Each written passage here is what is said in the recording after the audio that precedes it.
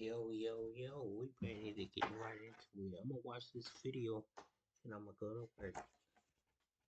Fun, right? Anyways, let's get right into it. I had to charge my computer. There we go. It got all that brightness back.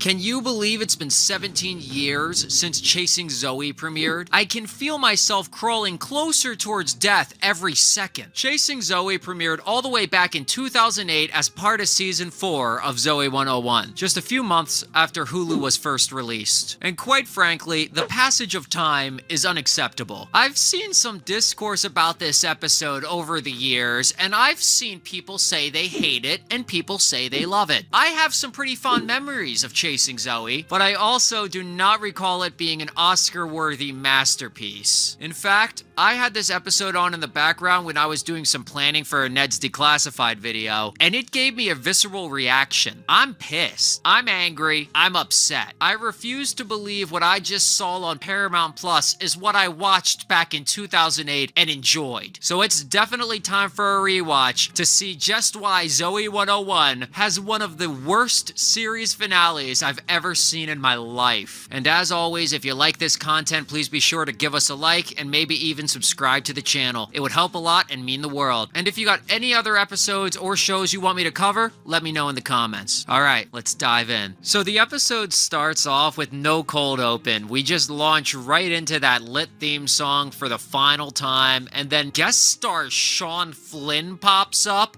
Excuse me, but that's a massive spoiler. At this point, Chase hasn't been seen since episode 1 of season 4, and now we know he's coming back, I guess. I would hate to be surprised by that. Zoey tells her friend she's staying at the Chambrulé Hotel in Hawaii all summer long, which is the same name as the hotel Megan stays at in LA in Drake and Josh Go Hollywood. My dad knows this guy who manages the Chambrulé Hotel on Maui.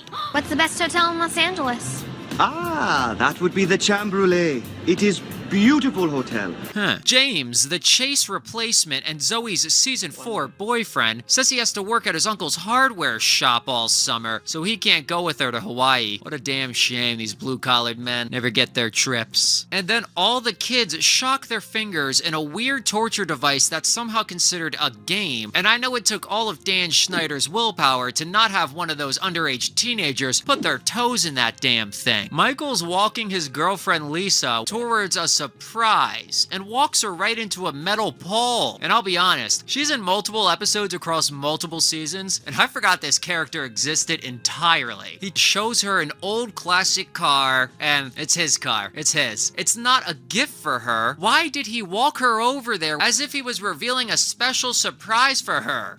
Turns out Michael's car is a stick shift, which he does not know how to drive. Great idea to learn how to drive a stick shift for the first time on a very old, classic, and most likely expensive car. Meanwhile, Quinn is chilling, surfing the web, and if you actually look closely, you'll see she's on iCarly.com. And she's typing quite a bit. I wonder if she's leaving hate comments. Logan walks over, and Quinn and Logan have been secretly dating for most of season 4, but they haven't let a single one of their friends find out, because both of them are scared of how everyone will react. And since this is the big finale episode, I'm sure that secret is finally gonna come out, and I gotta be honest, I'm pretty excited to see how everyone's gonna react to the news. But they're not ready just yet for everyone to know. So they both agree to take other people as fake dates to prom. Michael tries to drive his new car and instantly crashes it into a tree, might I add, and suddenly an elderly Asian man pops up out of nowhere. He says his name is Mr. Takado and offers to teach him how to drive stick shift, which Michael accepts. And honestly, I'm not one to get butthurt, but the background music when this character is introduced gotta be a little racist, right? Roku Ads Manager puts Roku's reach within your reach. Sign up at ads.roku.com. Struggling to get started on your book? Meet Squibbler, the AI book writer that transforms. You seem frustrated. Cut to Zoey, who's also on iCarly.com and also typing quite a bit. Maybe her and Quinn are in an online comment feud or something. The not Chase boyfriend tells Zoe his uncle sold the hardware store so he can go to Hawaii with her for the summer after all. And he then gives her a necklace that says, I love you. And Zoe's response is,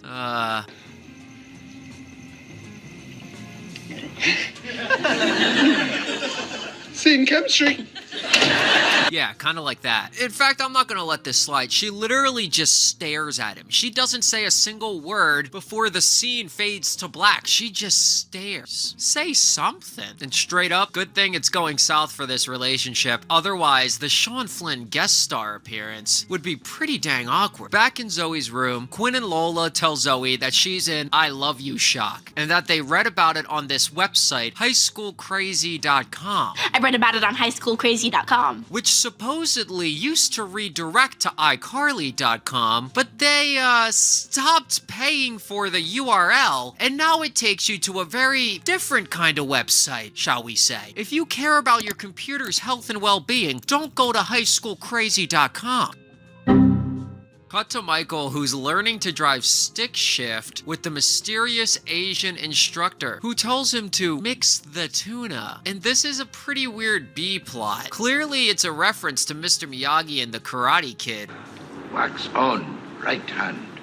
Wax off, left hand. Up, down, over, up. But why though? Back with Logan and Quinn, they both agree to pick each other's dates for prom so that neither one of them is offended by who the other one chooses. Fair enough, I guess. Cut back to Michael, who has successfully learned to drive a stick shift through the power of stomp the grapes and stir the tuna. And I honestly love the Karate Kid. I genuinely do. But I'm also just a little confused why they chose to make Michael's last ever plotline in this entire series a prolonged reference to an 80s movie. That's all it is. Cut to Lola, who's wearing a Team LaFoot shirt. Team LaFoot, the hell is that? Dan, I'm getting real tired of your bullshit, Dan. I'm sick of it. James walks over and a bitch on a Segway goes by in the background. Sick. He accuses Zoe of avoiding him, which she totally has been, and she gaslights the shit out of him, saying, nah, everything's fine. And oh shit, another Segway. These kids at PCA be rolling around. Damn. And back with Logan and Quinn, she has already picked out Logan's prom date, Stacy Dilson, the cringy girl with the ear-grating lisp. Who could forget her? Hey, Stacy. Oh, Logan, hi. He asks her to prom, and she is so excited, she basically throws her panties at him, and Logan is thoroughly disgusted. And as payback, he tells Quinn she has to ask Dustin to the prom, Zoe's younger brother. Back in her room, Zoe throws darts at the wall, and I really thought for a second she was going to be throwing them at a picture of James's face for some reason. Not Chase then comes into the room and says, hey, and Zoe clearly hates his ass, and she doesn't even crack a smile. Finish your homework? Homework?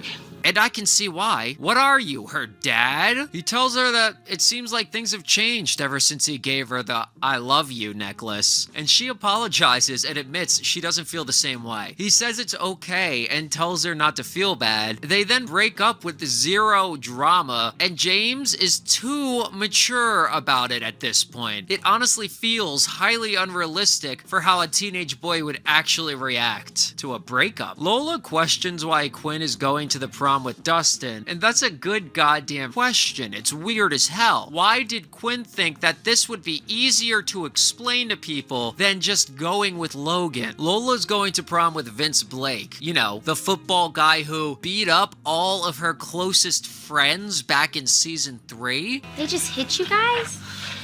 Hit. Punched. Kicked. It was a medley of pain. Kind of a weird choice. And I will quickly point out that Victoria Justice was only 15 here, and the actor playing Vince was goddamn 22. That is a 7-year age gap. Nice one, Dan. The other girls try to convince Zoe to come to prom, but she's throwing a little pity party for herself over the breakup and says she's not going. Logan and Quinn meet up with their fake dates, and everyone heads to prom. But Quinn gets bored and decides to do a little domestic terrorism on the way. I could have gotten a date.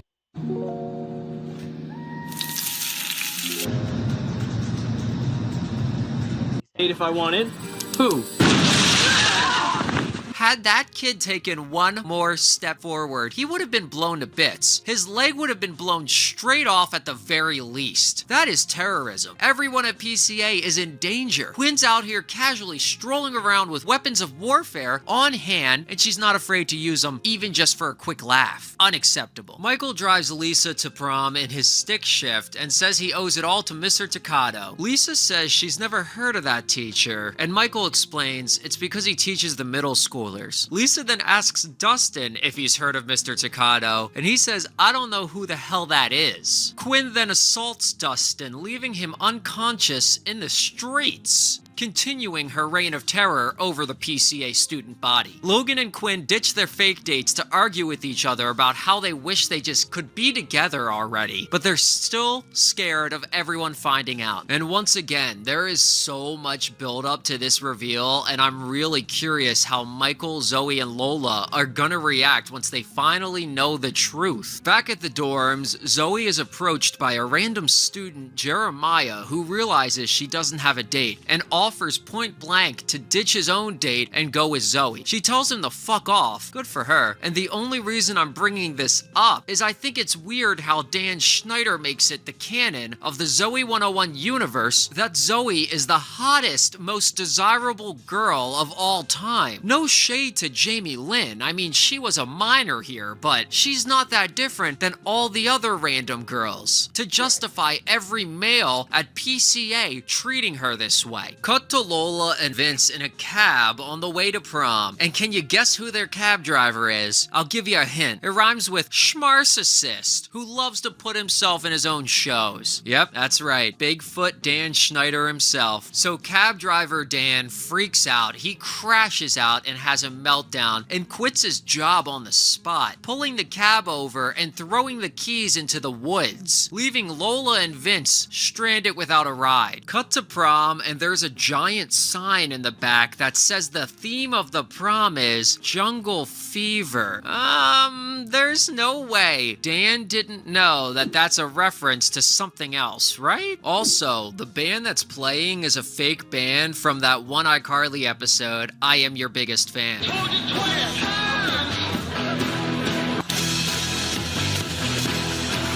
Which only aired about 3.5 months prior to Chasing Zoey, which is kind of interesting, I guess. Quinn and Logan are both having a terrible time with their fake dates, and Lisa tells Michael that Mr. Toccato just doesn't exist. Mark Del Figolo also shows up and says him and his girlfriend broke up, which is interesting. It seems like they're setting up a way for him and Quinn to get back together, or is it just a random piece of lore for no reason? Lola and Vince then run through the woods and eventually run into the nerds who were victims of Quinn's terrorist attack earlier. They were hiding in the woods out of fear for their lives, thinking the world was ending, which is understandable, I gotta be honest. Everyone heads back to the prom, and we're headed toward a real big juicy ending. I can feel it. However, I can't help but notice 10 minutes left in the episode and still no Chase. But right on cue, Zoey gets a call from who else? Chase. He asks her why she isn't at prom, and she says she blew it off because she didn't really want to go by herself. Then turn around.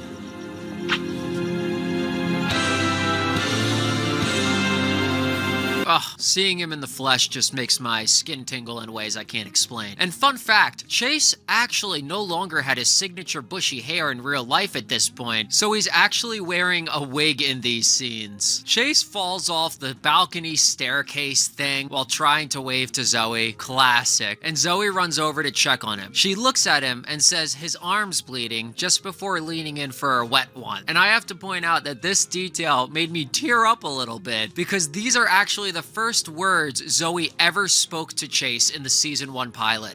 I think your arm's bleeding. Oh, yeah. Your arm's bleeding. And after 4 long seasons, we get the moment we finally deserve, and they take a one-way trip to Smooch City. Love is in the air. I'm feeling it. We waited for this since episode 1, and it's a great payoff. And speaking of big payoffs, Logan has had enough of Stacy Dilson, and finally, he can't take it anymore, and he confesses his love for Quinn once and for all. But hang on. Wait a second. Zoey is with Chase. They're alone making out. Now, we just saw that Lola is trapped in the woods, and Michael is in the parking lot with Mark Del Figolo showing him his new stick shift. Not a single goddamn relevant person is here. That's it. That's the big moment. They finally announce their love for each other, but only to all the background characters? None of the people in the scene even have a name besides for Stacy Dilson and Dustin. We don't get to see a single one of their actual friends' reactions. They've had this secret relationship for the entire 4th season, and they constantly brought up their fear of revealing it to the friend group. And this is the scene we get. Nobody even finds out. Stacy is, of course, devastated and runs off crying right as Michael and Mark start driving the car, and they crash right into her. When she wakes up, her lisp is completely gone. What struck me? And this poor character has been nothing but the butt of the joke for the entire run of the show. So it's honestly kind of nice to see her have one small moment of something good happening to her. Good for you, Stacy. I also just have to point out that there are more main characters here for this moment of Stacy curing her lisp than there was for the Quinn-Logan reveal. Chase is here, Zoey, Michael, everyone gets to see the big no more lisp reveal, and I'm goddamn pissed.